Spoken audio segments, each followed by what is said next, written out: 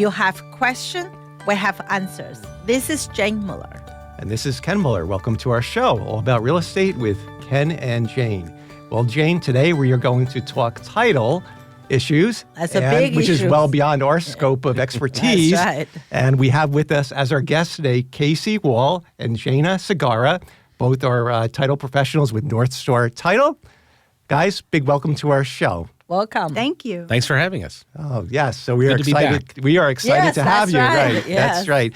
So to start with, briefly describe your role with North Star Title. So I'm the Chief Operating Officer and partner in North Star Title.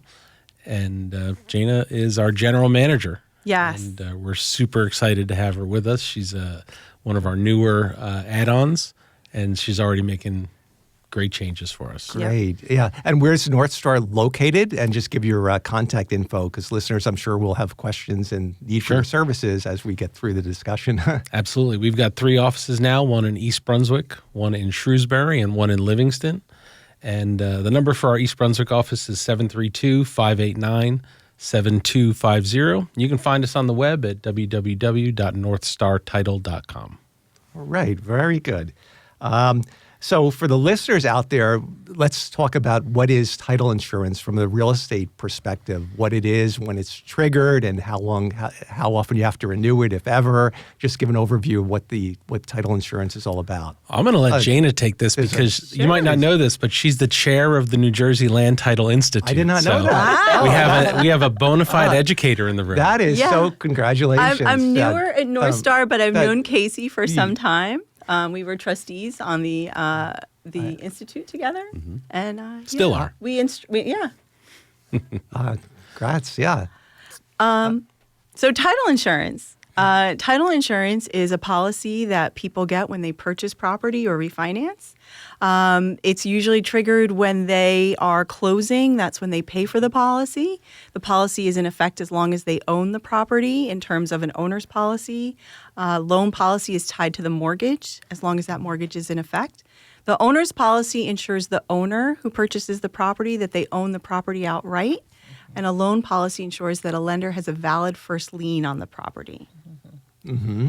And then I guess the follow-up would be, how would you say title insurance is different than auto insurance or maybe some certain types of life insurance? And I guess you kind of, Jana kind of covered that with it's a one-time fee, right? Right, it's a one-time fee, but another good explanation of how they differ is title insurance is what's called a contract of indemnity. We do a lot of research, and we make sure that you don't have problems. We clear all of the open liens, and we make sure there are no outstanding interests so that when you get that policy, you know that you shouldn't have a problem. And if you do, the contract, the policy says we'll make you whole monetarily if any of the things that we're covered for happen to come up. Yeah. So in essence, title insurance is ensuring that if the couple paid $600,000 for $123 Main Street, East Brunswick, that they're being insured for that monetary value, that they have good title to that house, that property.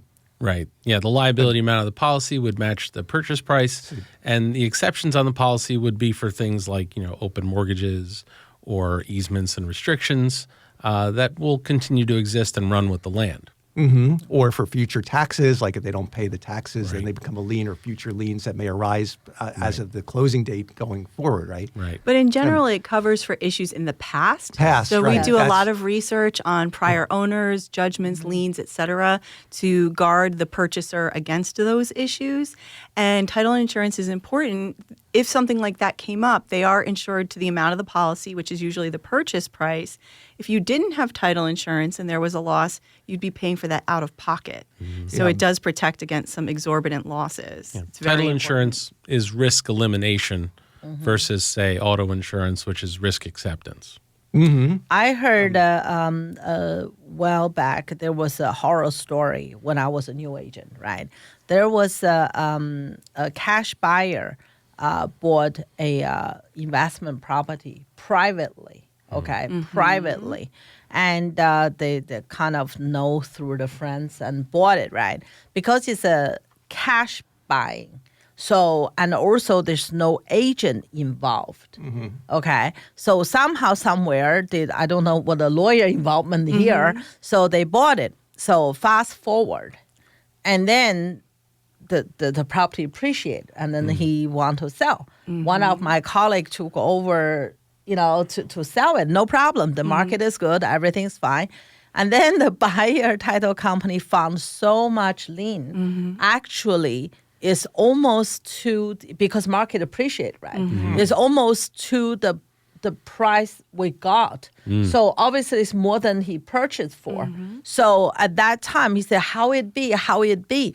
We said, yeah, because you have to do title, because when you have a mortgage, the mortgage company kind of force you.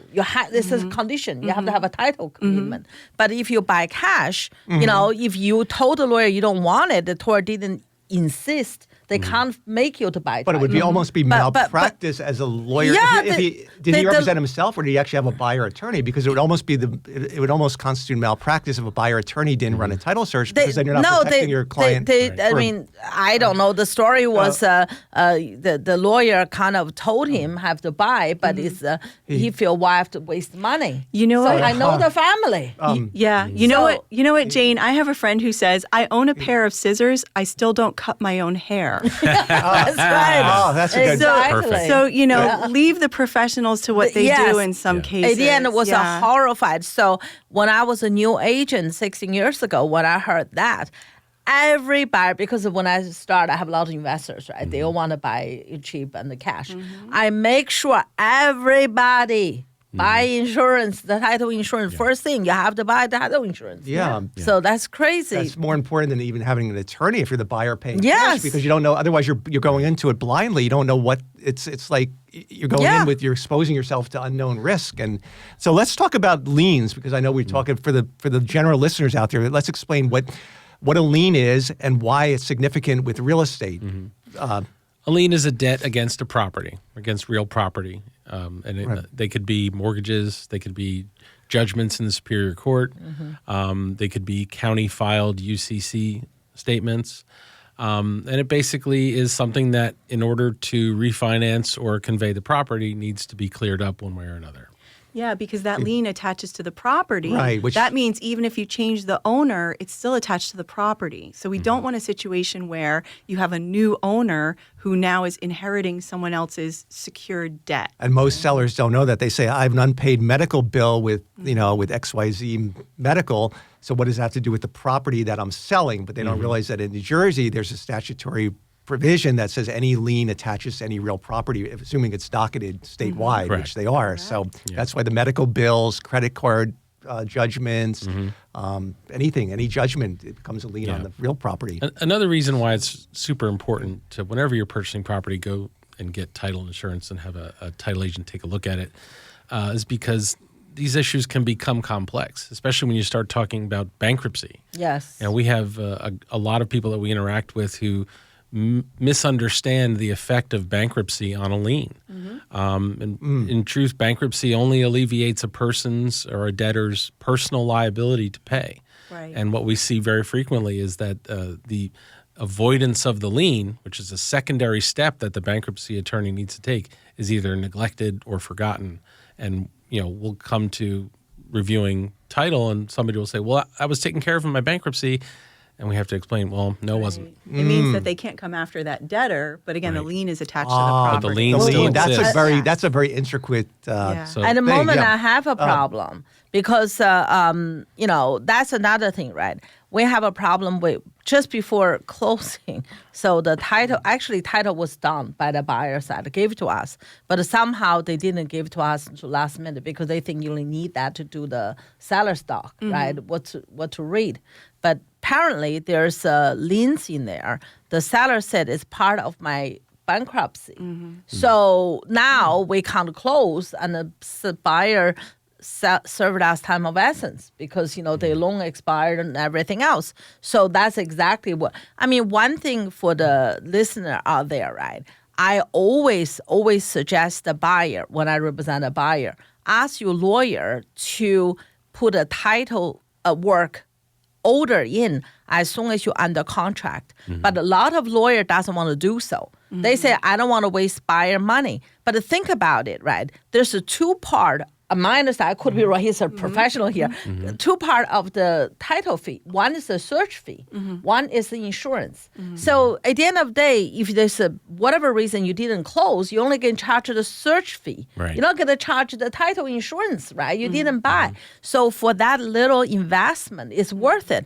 Because if your lawyer said, I don't want to waste the buyer money, so you did a home inspection, that's cost you money. You did the appraisal, cost you money. Everything's done, and then title is here. Like the problem I have now, because and then it's gonna take a while to clear It's going to whatever take time happened. to clear the judgment, So, right? so that's a big problem, So why don't you just order the day under contract? So we had the title back early, so we see what we're dealing with. We have a time to get everything ready. Right. And the thing is, if you do that, you're not going to lock in your rate either. So now, because they lock in the rate, so now 30 days, the rate expires. So that's all factored. So, I mean, Yeah, and that's one of those things, too, that it does sometimes make a difference in the agency that you work with for title Yes. insurance. Communication is key. Yes. Time is so of the essence in the world we live in Yeah. today. Everything is faster. So we always try to communicate with our clients. The sooner you get us the information, the Yeah. sooner we get those searches done, maybe you'll have a little bit more time to Time. work out if there Yeah. are issues Yes. before closing. yes. But when everything's done, you really run out of time if that's a problem, Yeah. right? So, and that was a complicated, like a part of the bankruptcy.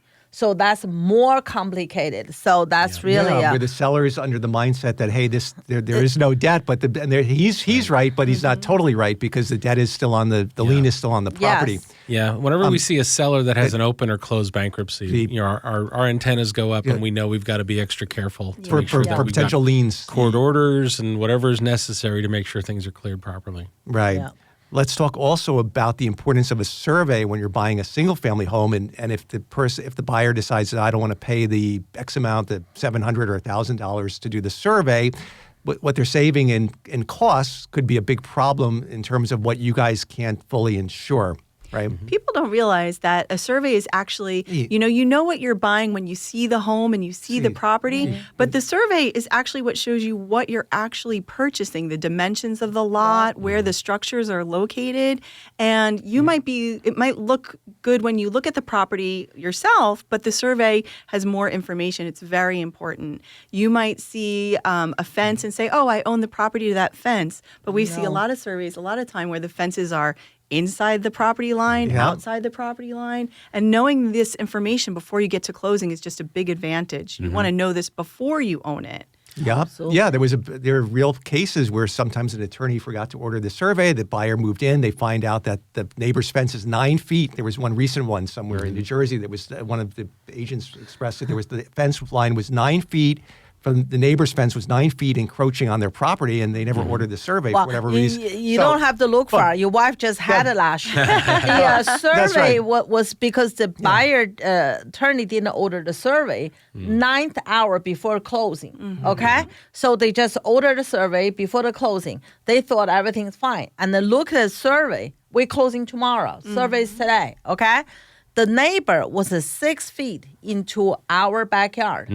So we couldn't close. We have to talk to the neighbor, move it, and that was a lot of things. A lot of work, right? Yeah. So, Surveys are important to detect encroachments from neighboring properties. They're important to detect things like overlaps and gores where the descriptions don't all align perfectly. And so that needs to be figured out before there's a conflict. Yes. And it's usually best to get that done before you actually own the property than to wait Then to till wait after. and then have to deal with it And afterwards. my favorite survey example is when we were house hunting 8 or 9 years ago.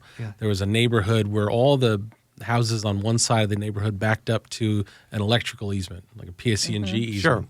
And to a one, almost everybody on that side of the neighborhood had extended their fence well into the easement area because PSE&G never comes around. It's an enormous, 200-foot wide easement, and nobody ever called them on it. And when we were looking around, I spoke to our realtor, and I said, all these houses, they're built into the easement, and they were a little incredulous, like, how would you know that? And I had to explain because I've insured have a a little couple of bit these inside properties. information. And, Yeah, I've seen the surveys, and these are all You encroachments. look at surveys all day long. Yeah, you look at Right. title. And I yeah. could just tell by looking, like, that's kind of in the easement area. Yeah. So, Yeah. an untrained eye might go to that and say, wow, look at the size of this backyard. And then when they it's purchase the deceiving, property, so- if they don't get a survey in a couple of years, PSC&G might come down and knock down your fence because you built it or somebody built it. They have the in right to easement do area. it. Yeah, Not absolutely. only that, if you're planning to have a big swimming pool, Oh, and yeah. now you realize you can't do it because Right. it was like within the boundaries, Right. how many feet Yeah. from eastman, you probably, Yeah, that and if would you're be a planning big on problem. making improvements to a property, don't wait until you're going to do the improvements to get Oh, the no. survey. Right, Get the Survey. survey when you buy the land, so you know whether or not you're going to have an issue. All right, good point. We're going to go to break. We'll be right back after these messages. Stay with us. Okay, welcome back to our show. So, Casey, we were talking about easements. Let's let our listeners know what exactly an easement is in terms of title perspective. An easement is a right granted to another, or sometimes granted to another property, for use of your land. If it's an easement that crosses your property, so it could be like a driveway easement. Let's say your neighbor has a garage in the back, but the only way they can access it is along your driveway. Then there would probably be an easement recorded. We would be looking for that. We see a lot from like power companies, utilities, Yep. that they can access, power lines on the land, that kind of thing. Right. Some easements Sure. aren't necessarily defined in a description across your particular land. They might be what's called a blanket easement, meaning everything on this map or everything in this neighborhood is an easement. And to that's us. why you'd most likely would need a survey, right? I don't know if that would come up, if the easements would come up on the title search unless the buyer ordered the survey. Like you might have also a natural gas line easement. That's common in one Yeah. particular point of East Yeah. Brunswick, where a Yep. certain development has a natural gas line running underground. Definitely. And, there's nothing that adversely affects it, but there is a right for that utility company to have rights to access that pipeline if they need to. A lot of times they're showing up in our county search books and pages, like Yeah. recorded documents. But the survey is great because, like Casey said, sometimes it's going to be a general easement, just saying we can enter onto your property. Sometimes it's going to be specific and it's going to detail where it's located on the property. And then again, the survey will show you, is it close to the house? Is it far from the house? And not all easements are bad. Just having, it means someone might be able to access your property, but at the same time, do you want electricity and Right. water and gas? Yeah, That's or right. it might be a drainage Yeah, easement, or exactly. there's Yeah. certain things you need for the development. They have to have certain rights Yeah. for the utilities and drainage and things. Yeah. Yeah. So that's important. So that goes to the effect. That's why the survey is so important, just for so many issues, from fences, easements, encroachments.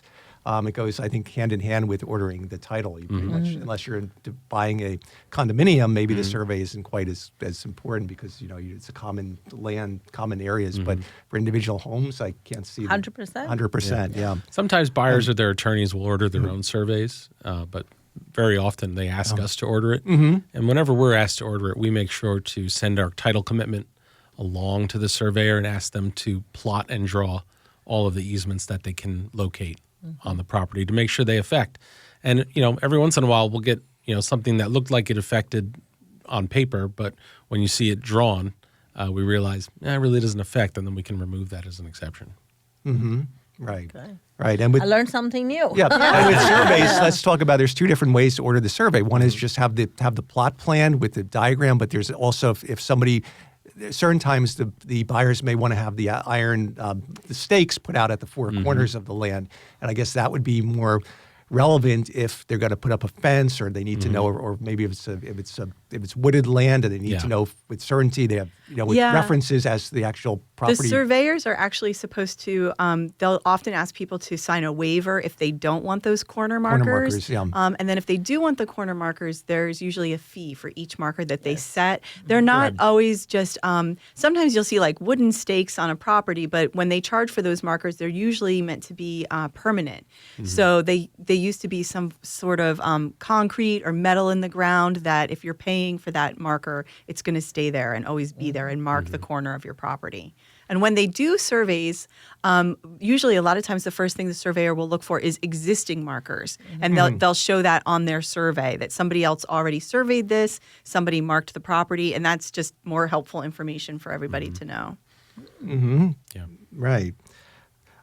So do you have any real life situations where the title insurance has really helped a buyer or a seller, an existing owner, save them or become useful in a claim for any? Well, claims happen. That's Yeah. why there is insurance. Right. We do everything we can to find any issues before closing, but that's why this insurance exists. Yes, right. Because things do pop up.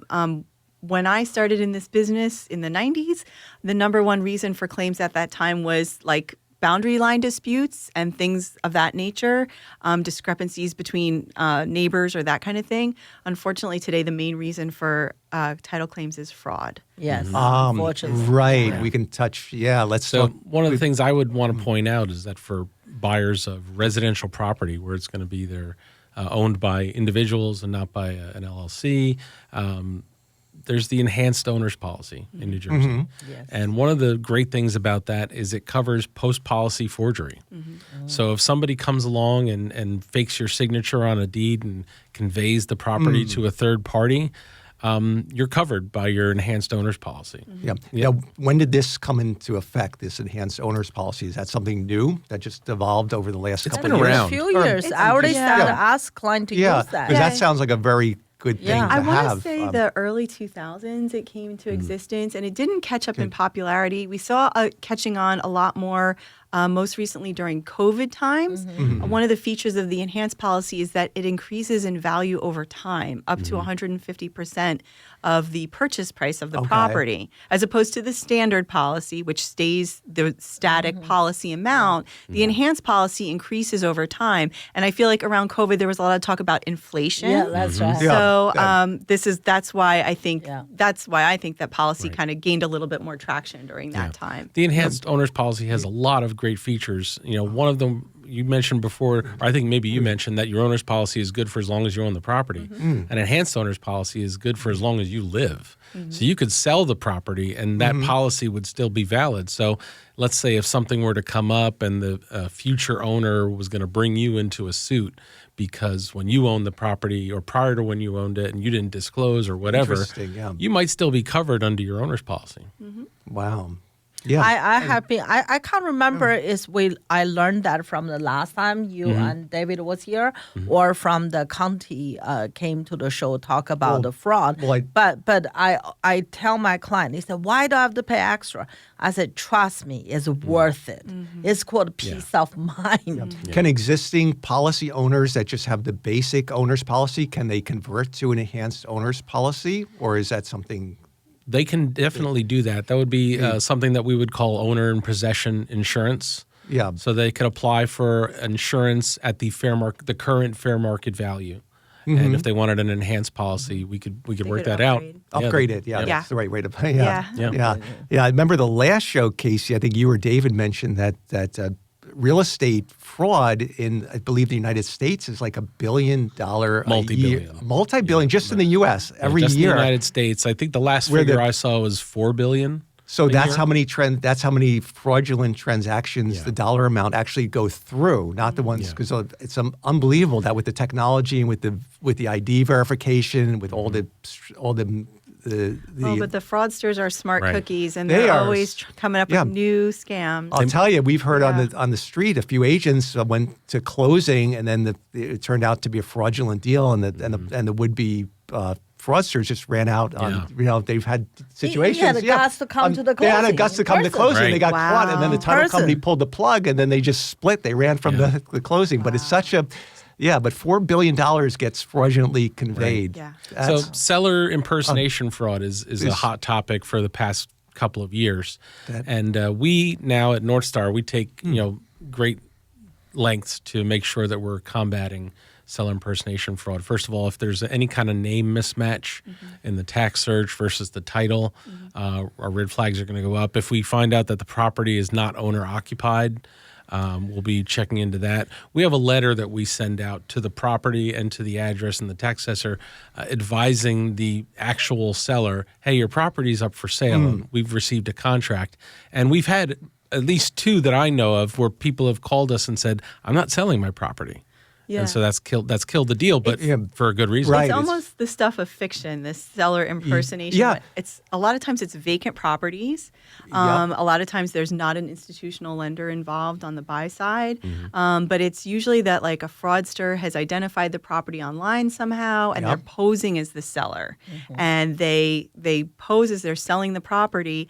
So a lot of times I had a transaction where we got the deal and they said there's no realtors. There was only a buyer's attorney who said, well, maybe I'll, let's see how this goes if the seller needs. And of course, a lot of times they're like, it has to close right away. Yeah. It has to close right away. It's it's a little bit of a red flag. 'Cause it's like, why is this so urgent? It's a vacant property because there won't be any walkthrough, right? There's no house to walk through. And, the sellers are just like, let's go, let's close. And all of a sudden, the transaction I had, there were 2 buyers that were kind of like poking at this deal, and the 2 realtors in town, one called the other and said, who is this seller? Do we know who this seller is? And it just fell right apart. They realized they got in touch with the actual owner of the property and they said, I'm not selling.